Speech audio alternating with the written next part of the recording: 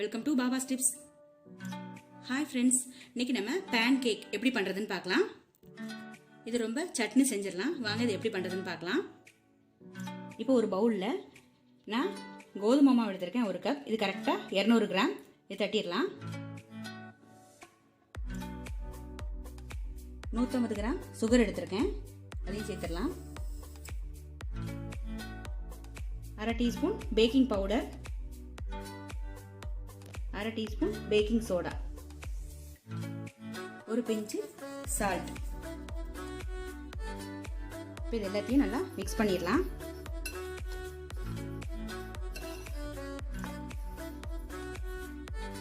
இதெல்லாம் நல்லா மிக்ஸ் பண்ணியாச்சு. இதில் கொஞ்சம் கொஞ்சமாக தண்ணி சேர்த்துக்கோங்க.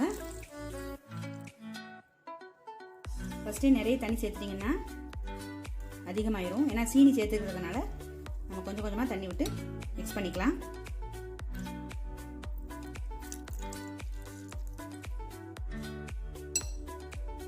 இந்த அளவுக்கு இருக்கணும், ரொம்ப தண்ணி ஆயிடக்கூடாது.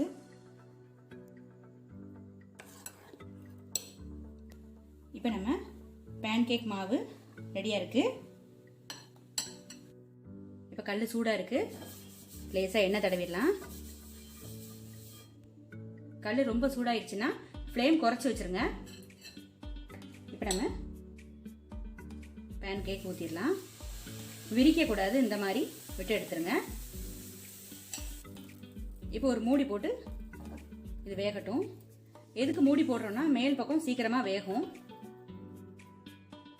இப்போ இதில் ஒரு ஸ்பூன் நெய் சேர்த்துடலாம்.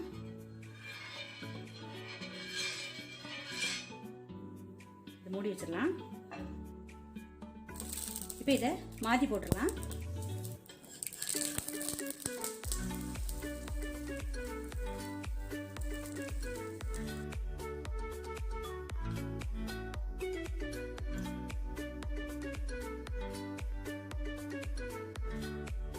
இப்போ இதை எடுத்துடலாம்.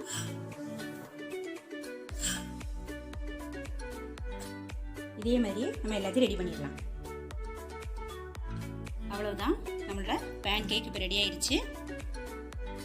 நான் வந்து இன்னைக்கு கோதுமை சேர்த்து பண்ணியிருக்கேன், மைதா சேர்த்தும் பண்ணலாம். கோதுமை ஹெல்த்திங்கிறதுனால நான் எடுத்திருக்கேன். இந்த வீடியோ உங்களுக்கு பிடிச்சிருந்ததுன்னா பாபாஸ் டிப்ஸ்க்கு சப்ஸ்கிரைப் பண்ணுங்க. கூடவே பெல் ஐகானை கிளிக் பண்ணுங்க. அப்பதான் நான் டெய்லி போடுற வீடியோ உங்களுக்கு வரும். தேங்க்யூ.